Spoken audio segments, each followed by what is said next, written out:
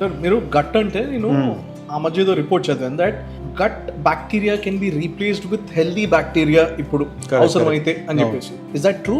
Absolutely true Sameer. ఏమవుతుందంటే అది రెండు రకాలు ఉంటుంది అనమాట. ఒకటి సింపుల్ ప్రోబయోటిక్స్, అంటే మన హెల్ప్ఫుల్ బ్యాక్టీరియా, అంటే మనం ట్రెడిషనల్ గా పెరిగేది తింటామో అది ప్రోబయోటిక్, అది ప్రోబయోటిక్ డ్రింక్, అది దాంట్లోనే రిప్లేస్ చేయొచ్చు. So it's a natural thing and then replaces the gut bacteria. అదే కాకుండా ప్రోబయోటిక్స్ అంటాం, అంటే క్యాప్సూల్ రూపంగా వస్తాయి. క్యాప్సూల్ రూపంగా తీసుకున్నట్టు కూడా ఆ హెల్ప్ఫుల్ బ్యాక్టీరియా వచ్చి మన హార్మ్ఫుల్ బ్యాక్టీరియా రిప్లేస్ చేస్తుంటాయి. ఇవి కాకుండా కొన్ని స్పెసిఫిక్ డిసీజెస్, ఎందుకంటే ఇది ఇంపార్టెంట్. కొంతమందికి ఈ మధ్య కాలంలో వచ్చి సార్ ఫీకల్ మైక్రోబయోటా ట్రాన్స్ప్లాంట్ చేసుకోవచ్చామేమో అడుగుతారు.